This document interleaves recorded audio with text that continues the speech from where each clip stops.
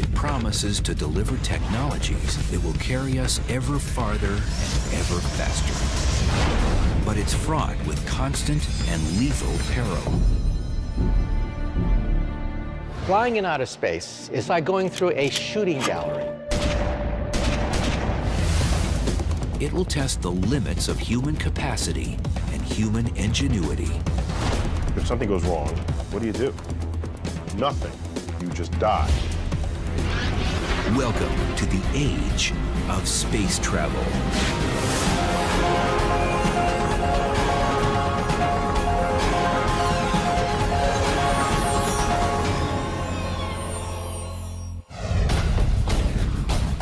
In ways scarcely even imagined, the steady hand of progress is poised to deliver humanity to the heavens.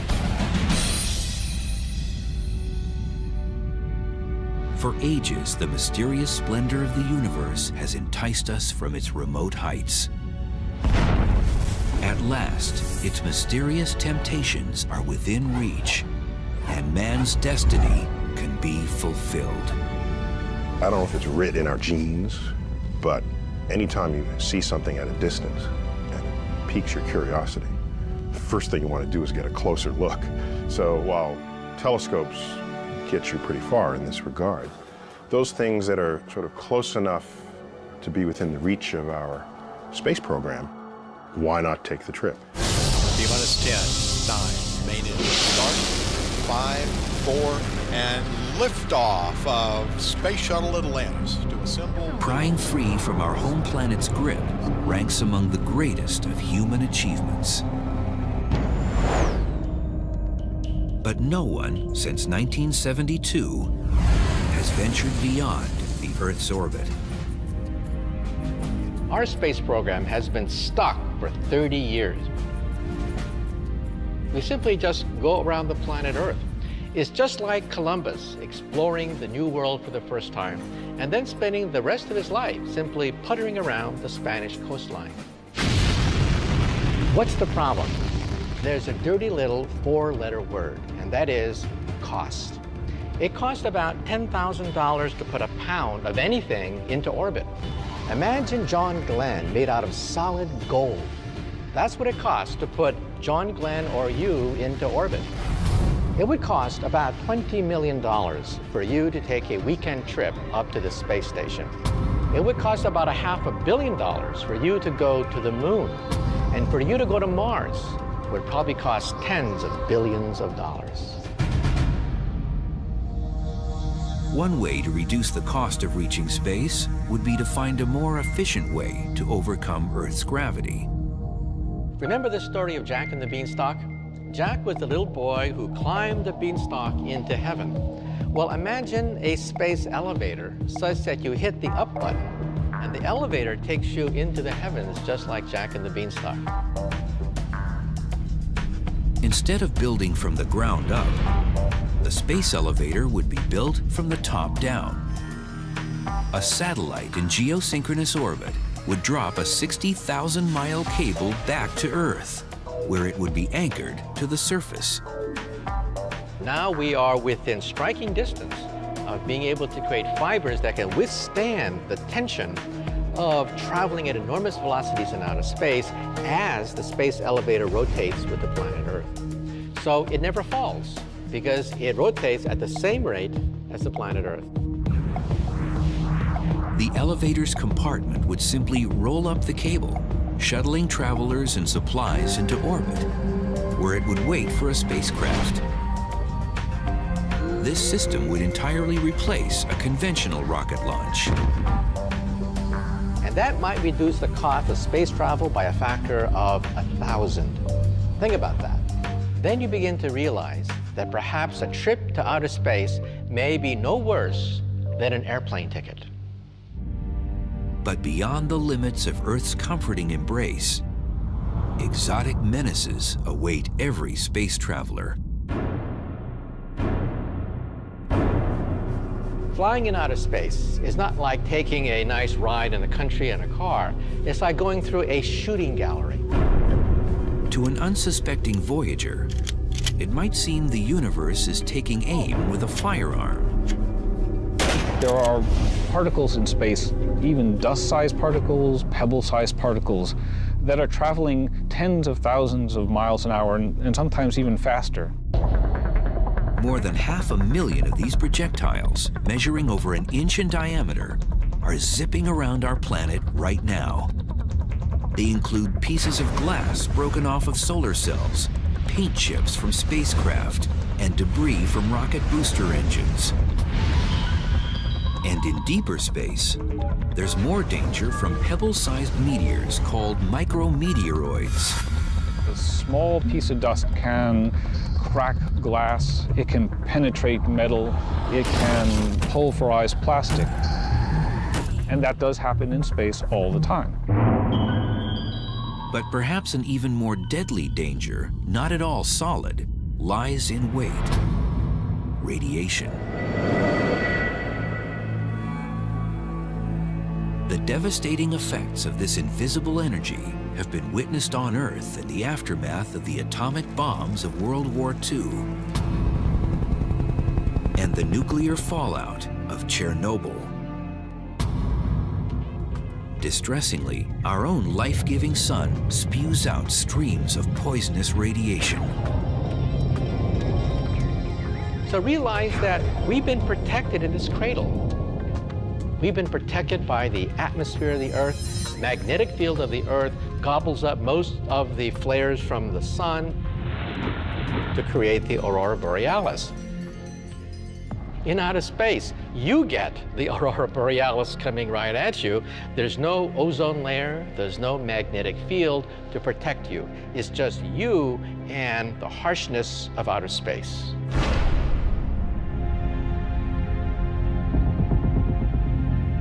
At our home planet's distance from the sun, roughly 90 million miles away, several hundred million solar particles pass through each square inch of space every second around our Earth.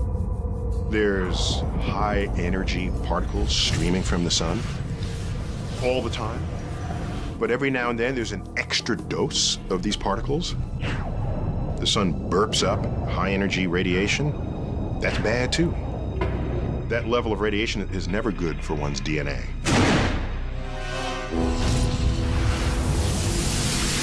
Sunspots flare up these extra doses of energy like a battery of cannons bombarding the cosmos. There's no way to know that they're going to be here before they arrive. Unfortunately, there's still a risk of radiation even as we get farther from the sun. That's because another invading energy lurks. Known as galactic cosmic rays, they hail from the distant alien worlds of exploding stars and black holes. Galactic cosmic rays are particles that are traveling at speeds very close to the speed of light. Even a single particle of iron slamming into your body can have the effect of a Major League Baseball at 100 miles an hour. They can be devastating. Although heavy iron particles are rare, outside of the protection of a spacecraft, such as when an astronaut performs a spacewalk, thousands of galactic cosmic rays do penetrate the body every second. Every 24 hours, the galactic cosmic rays and solar particles attack a space traveler with as much radiation as a surface dweller on Earth receives in 6 months.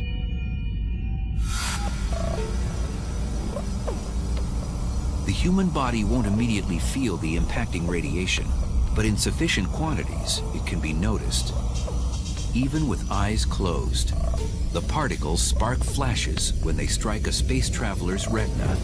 The flashes are not blinding, and you have to ask yourself, did I see something? And then you say, oh, yes, I did. And its appearance is a little different from time to time. However, the human body does feel the shock of this bizarre weightless existence. I think that the most dangerous thing going into space is the loss of gravity. Weightlessness causes almost every system in your body to start changing. and it doesn't stop changing until you get back onto a world where you're pulled down again by its gravity. One of the first casualties of zero gravity is a space traveler's sense of direction. What's up and what's down? Very good question. And first of all, it's whatever you want it to be. If you want this to be up, that's fine. But if you want this to be up, that's just as good. Most travelers will suffer from motion sickness for the first few hours, or most likely, days. It's just one of those things that you ought to resign yourself to facing, that everyone is very likely to feel a little bit disturbed in terms of orientation. Here on Earth, scuba divers floating underwater experience the nearest sensation of prolonged periods without gravity. It is for this very reason that aspiring NASA astronauts train to live and work in a gravity-free environment by subjecting themselves for up to 6 hours at a time in a large water tank. Now, scuba equipment, you still experience the forces of gravity, but it doesn't feel like it because your whole body is uniformly buoyed by the water that holds you up. And except for the visual cue of air bubbles floating to the surface, swimming underwater can mimic the sensation of disorientation. But as time passes in the weightlessness of space, the human body senses it no longer needs to resist the force of gravity and begins shedding muscle and bone mass. When you're in space, your body thinks you might as well be lying in bed. And so if you're not careful, your body will atrophy. To counter this, each day in space, an astronaut needs to exercise. The legs are especially vulnerable because they are seldom used. In this world, the arms and hands do most of the work to move the body around. What would be the toughest thing to get used to might very well be just how you live in space, where you can't walk across the room. You have to float everywhere you're going. The lack of gravity also slows down the digestive tract, which can cause problems at mealtime. Your digestive system stops. You can't eat, you can't drink until you can start digesting again. And that can take anywhere from hours to days. Worse still, zero gravity and radiation can combine in an especially sinister way. In space, the immune system is not as effective as it normally is. And many of the bacteria and viruses that we normally can withstand become more virulent. Additionally, bacteria can grow up to 50 times faster, and any virus brought on board could mutate into a never-before-seen predator, thanks to the ever-present radiation. All these difficulties prey on space travelers in just the first few hours or days. And what about journeys that need more time? It only gets tougher. The universe is an unforgiving place. It's open to only the boldest adventurers, those who have the mettle to trek deep into an environment swimming with toxic hazards, and unafraid to stray far from the safe and familiar. We take it for granted that clothing is flexible and machines work in room temperature, because implicitly or explicitly, they're designed for that. You go into the depths of space. If you're facing the sun, it could be hundreds of degrees Fahrenheit.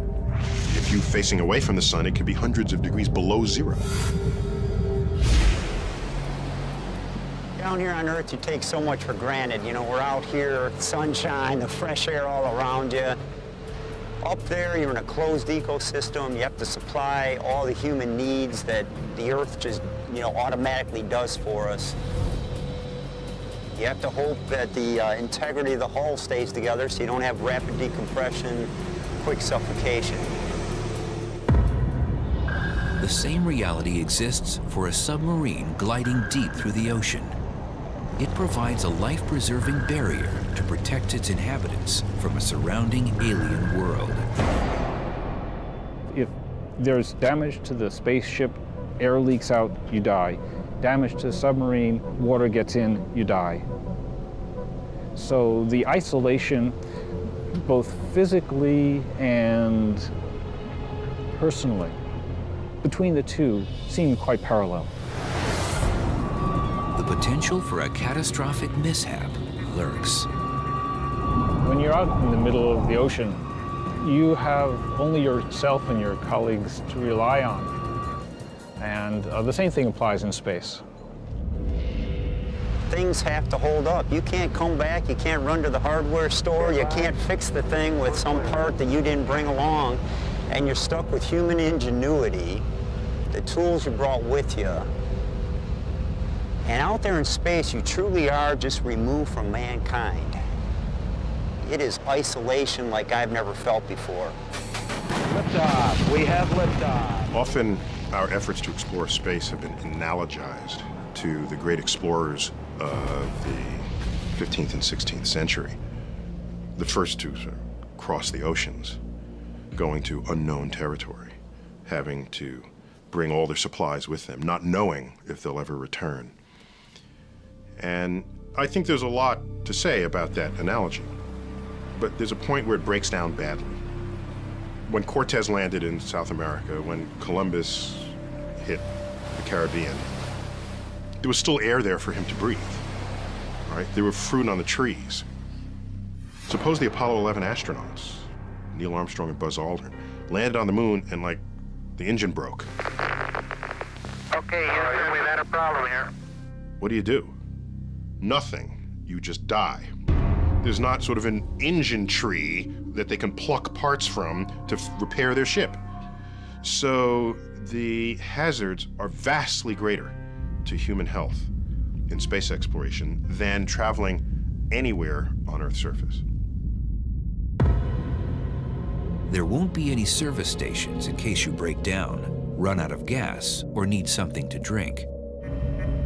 One of the challenges of space exploration is either carrying along with you all the supplies you need, water, food, oxygen, or finding some way to manufacture that en route or at your destination. We're not there yet. We don't know how to do that yet. And so one hazard is if something goes wrong and you run out of food and water and shelter, that's bad. You'll die. Every sip, every drop of water is precious. On a space voyage, there will be no such thing as a shower. The only option will likely be a wet cloth. This is quite a change from the 130 gallons of water each American consumes in just one day. The cuisine on board would take some getting used to as well. For a few days, you can take fresh fruits and fresh vegetables, carrots and apples and things like that. For the longer missions, though, you have to have storable foods that can, stay for long periods of time without spoiling and going bad. And yet, astronauts agree that enduring the myriad of risks is a small price to pay for the chance to witness the wonder of the cosmos in person. 1500's 2.3. I know how they felt because they report things like, well, you could hold up your finger and you could block out the Earth with your thumb. And it kind of gave them an entire new perspective of how amazing this little blue marble the Earth is and how precious it is in this vast solar system.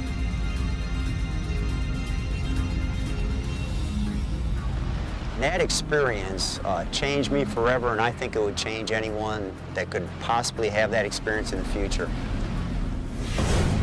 However, the length of future voyages might limit the range of experiences available to space travelers. Distances in our vast universe can defy comprehension. If our sun were the size of a basketball, our Earth would be the size of a pea.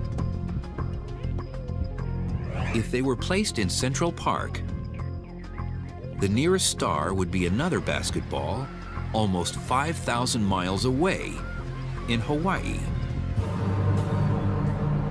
one of the prerequisites you might have for a space mission is that you're alive when you arrive at your destination. So you'd want your space missions to be small compared with the life expectancy of a human being.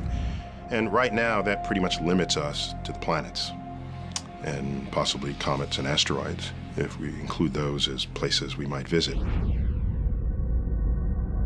The brutal, scathing landscapes of the solar system's inner planets, Mercury and Venus, do not make for tempting vacation destinations.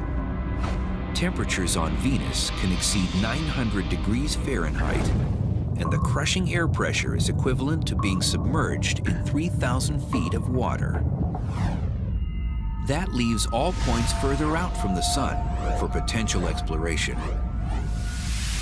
But even trips to our closest attractions will still take several months or even years.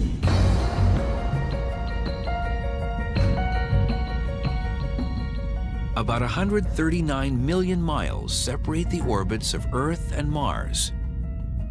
But since each body circles the sun at different speeds, the distances with respect to each other change continuously.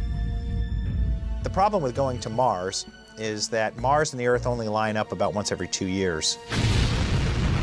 With current chemically propelled rocket technology, a flight leaving from Earth for the Red Planet in 2018, when the two bodies are on the same side of the sun, could take 104 days, less than 4 months. After a 40-day stay, the return trip would require a little more than 6 months. That's an entire year to make one round trip. But a voyage departing in 2031, when the Earth and Mars are on the opposite sides of the sun, would demand about 20 months, nearly 2 years of travel time. That's 1 to 2 years away from any lifeline. Comets, those oversized dirty snowballs, swoop close enough to Earth to accommodate a round trip lasting as short as a few months. Find some comet that's on its way into the sun and ride it. And watch the coma grow and the tail form. And watch the sun first slowly, but then rapidly get larger and larger and larger. And you swing around the backside and come out. It's got to be the most fun tour of the solar system you can come up with. It'd be dangerous because particles of the comet would fly up and hit you in the face and things. So apart from all that which would kill you, it would be a fun trip. Just beyond the orbit of Mars, asteroids fly within range of a few years round trip from Earth. Future travel agencies might arrange cosmic versions of extreme vacations by exploiting the unique environments of these miniature planets. They put you on a sled and slingshot you into space in such a way that the weak gravity of the asteroid will hold you in orbit but won't pull you back down again. Would be a great ride. 3 times farther away than Mars, the orbit of Jupiter, with its crowded moon system, offers dozens of diverse visions. It may prove tempting for future travelers, but a round trip could take 5 years. Saturn is nearly twice as far as Jupiter, and the thought of decade-long trips might be too much to bear. But there are technologies that can slice the time it takes to visit Mars to just a few days. For mankind ever to venture into the depths of the cosmos, endeavor to bathe in the light of an exotic star, or even just a voyage to the suburbs of our own solar system, we'll need to find a way to travel much, much faster. What's the fastest we could travel? Nothing yet observed by science moves faster than the speed of light, 186,000 miles per second. The speed of light is the ultimate velocity in the universe. It's Einstein's cop on the block. The speed of light is so fast that you could go around the Earth 7 times in just 1 second. For you to jump to the moon at the speed of light, you could reach the moon in about 1 second. Compare that to the 3 days it takes to get there with current technology. The problem is that we can't travel at the speed of light, or really anything even approaching it. Take the fastest thing we have ever sent anywhere and ask, how long will that take to reach the nearest stars? That would take 50,000 years. And that is using current chemical propulsion, which maxes out at about 40,000 miles per hour. The same power source we use to lift our rockets off of the planet. But getting us to Mars faster than a few months' time would require a different kind of propulsion. There are a few ideas for how to propel us to velocities closer to the speed of light, which would be fast enough to get us anywhere in the solar system in under a day, or even to the nearest stars in less than a decade. One such theory echoes an ancient earthly propulsion device, wind pushing a sail. It was Kepler, that great astronomer, who first wrote down in his notes the possibility of using sails to sail in outer space. Light streaming from the sun mimics gusts of wind in outer space. This solar wind is what creates a comet's tail as it nears the sun. However, sunlight scatters in all directions, and as the distance from the sun doubles, its power reduces by a factor of 4. With a little help from the moon, there is a manner in which light could be focused in one direction. If we have a battery of laser cannons on the moon, firing in synchronization at a solar sail, we may be able to propel it to about perhaps half the speed of light. Now, lasers do diffuse with space. For example, if I have a laser on the Earth and I shine it to the moon, it does not create a spot on the moon. The spot is about 5 miles across on the moon. These sails, however, would be huge. Now we're talking about astronauts, perhaps spending months in outer space, designing a sail hundreds, maybe even thousands of miles across, sufficiently light and durable in order to capture light from a battery of laser beams on the moon. But solar sailing limits space vessels to destinations within our solar system. One alternative gets around this problem by tapping into hydrogen, the most abundant element in the universe, as a propulsion source. My favorite design to take us to the stars is the ramjet fusion engine. The ramjet engine has a gigantic scoop in the forward direction that gobbles up hydrogen gas as it moves in deep space. It collects the hydrogen gas and then fuses it, just like the sun, and shoots out a huge stream of ions out the other end. And on paper, it looks fantastic. On paper, it looks as if a ramjet fusion engine could go on forever, simply using up the hydrogen that is found naturally in outer space. Unfortunately, scientists have not yet been able to achieve a hydrogen fusion reaction capable of propulsion in tests. But another potential fuel source, one that seems to come right out of science fiction, has already been created in laboratories. It's called antimatter, and it's the opposite of all that we know. For example, think of the world on the other side of the looking glass. Just like in Lewis Carroll's Alice in Wonderland, we physicists have wondered, is there another universe on the other end of the looking glass? A parity-reversed universe where left becomes right, right becomes left. In an anti-universe, charges are reversed. So positive charges become negative, negative charges become positive, and when they meet, they create a burst of energy.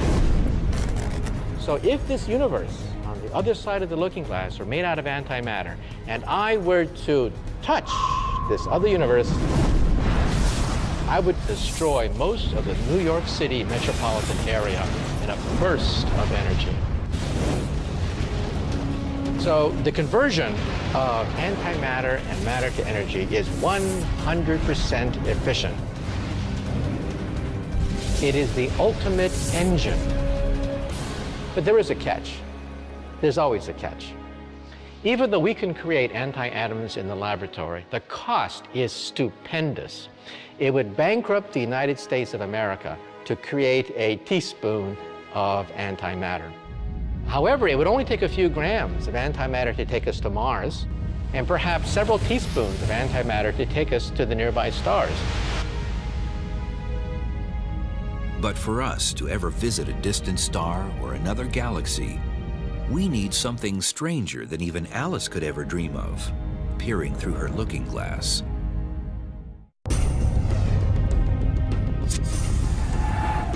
Scientists continue the quest for a propulsion method to carry us ever deeper into space. But even achieving light speed won't allow us to get very far. Light's fast, but the universe is huge. So even if we could ride on a beam of light, if we wanted to cross the galaxy, the way they do in all the science fiction programs, it would take 100,000 years to do it.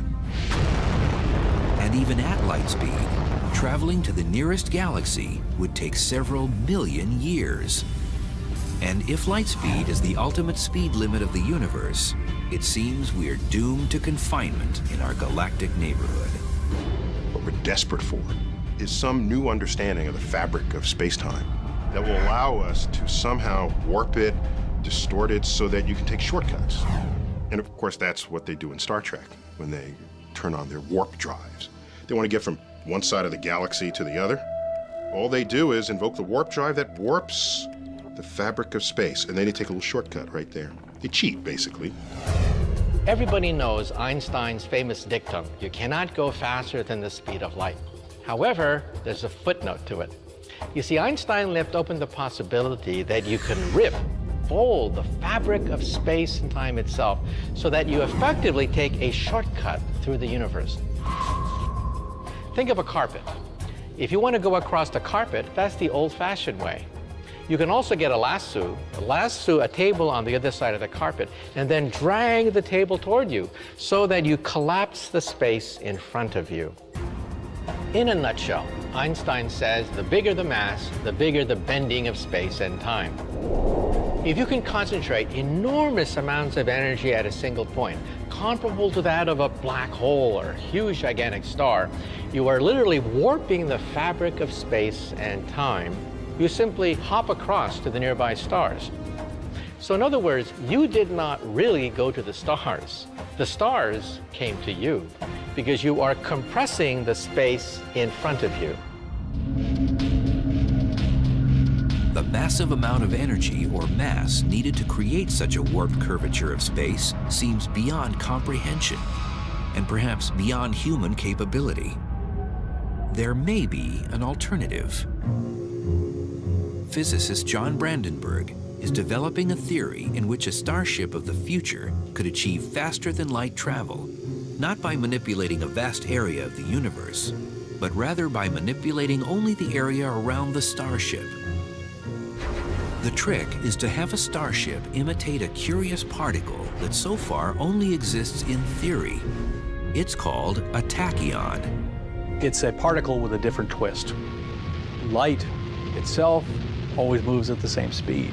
Tachyons, on the other hand, can go infinitely fast. They just can't go slower than the speed of light. They look at the speed of light as a lower speed limit that they cannot violate. If they do exist, tachyons can outrun the speed of light because they have what physicists recognize as imaginary mass. An imaginary value can be visualized in the spin of a struck tennis ball. Its spin can cause it to bend and move in a manner that an observer might not expect to see from its initial point of contact. In the same way, a tachyon is unseen by the universe and can break its speed limits. Brandenburg proposes altering the space-time surrounding a starship with a powerful electromagnetic field so that the ship moves through space like a tachyon. It would operate like a stealth aircraft, invisible to radar, unseen by radar operators. So if one can achieve this control of the space-time around this ship, one can essentially make it an imaginary object. In a technical way, that means it's moving faster than light. You're basically disconnecting yourself from the rest of the cosmos. It could grant the traveler the ability to go anywhere in the universe in the blink of an eye, as if a multitude of doorways suddenly appeared. A doorway you step into and then you step out somewhere down the hall so fast that it didn't seem like you had time to move any place. That's an imaginary connection in space-time. And you've changed yourself, not space-time. No one may know how fast or even where such a space vessel could travel. Which door to go into, which door to come out of. That's the trick. But voyaging through the Hall of the Universe isn't possible without first overcoming one of its fundamental forces, the one that shackles us to our home planet. Getting away from the Earth's gravitational field. That's the first thing that we have to do. 10, 9, 8, 7, 6. For an object to 5, break away from 4, Earth's gravitational 3, pull, 2,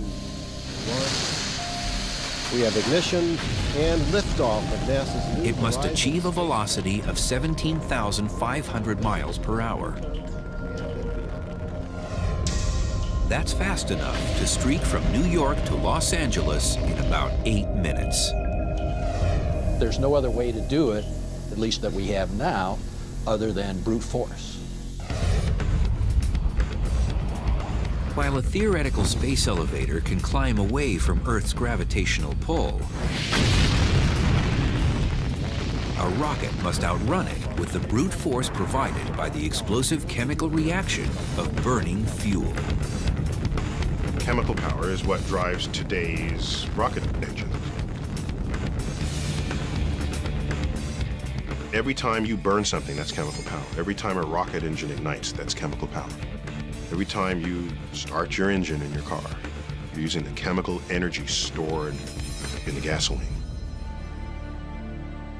The fuel alone can burden a spacebound craft with up to 90% of its total weight.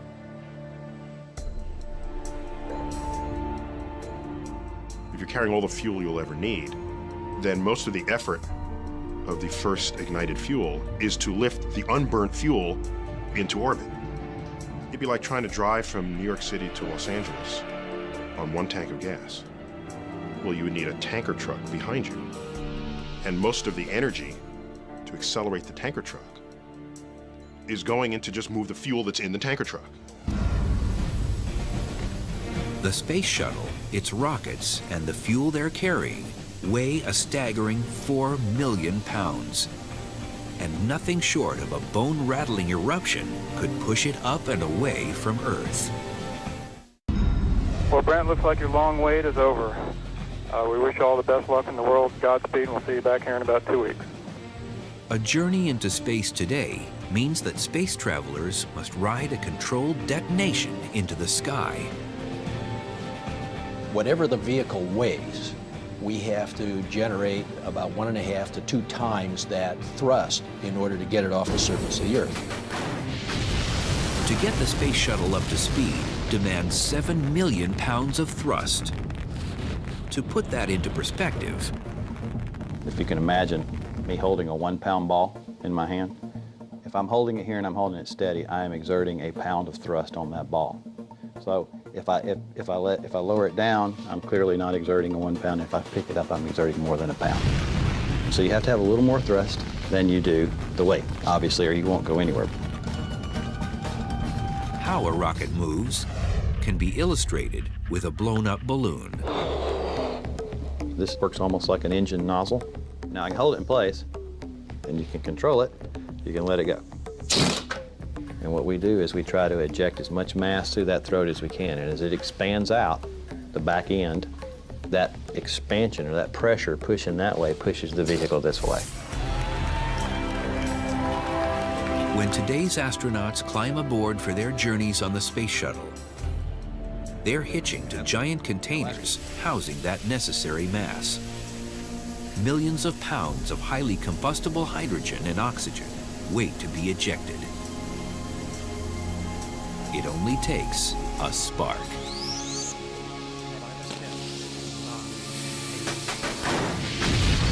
The main engine starts 6 seconds before takeoff. The whole shuttle shakes. It feels like it wants to just rip itself out of the launch pad. Off of Space Shuttle Endeavour, expanding the International It shudders, Space Station. and you think, oh my gosh, that's an awful lot of force, about 1.5 million pounds of thrust. It's kind of surreal. It's like, this can't really be happening.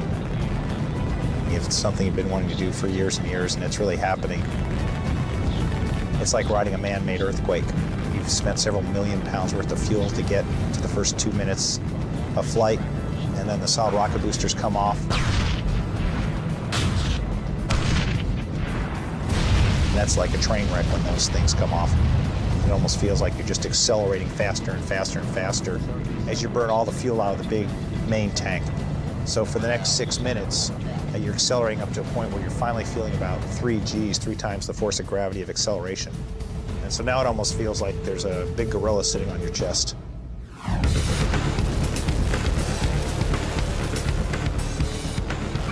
A drag racer who accelerates from 0 to 100 miles per hour in 2 seconds will feel G-forces similar to those experienced by astronauts. As the vehicle keeps accelerating and you're watching the speed tick by in thousands of feet per second until you get to 25 times the speed of sound. Then there's a cutoff, and then everything's floating. And now you're in space. So space isn't very far away. It only takes about 8 minutes and 30 seconds to get there. The next model for venturing into the great beyond and reaching new worlds will begin first with a visit to an old friend. Although not quite yet a space elevator, NASA's mission to return to the moon builds on the idea of Earth orbit as a base for farther voyages. NASA's Constellation program, a successor to the legendary Apollo program, aims to plant boots on the moon by 2020.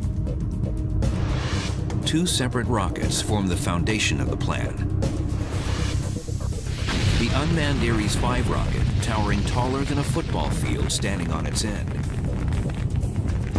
will carry the lunar lander, supplies, and an Earth departure rocket into orbit, where it will wait for the astronauts. The Ares 1 rocket will deliver the crew to orbit aboard a capsule. It will then rendezvous with the Earth departure rocket and blast to the moon. We can take more supplies, more commodities to the moon. That's what this tandem system provides for us. Instead of Apollo, which only allowed us to go for 1 or 2 days at a time and then come back.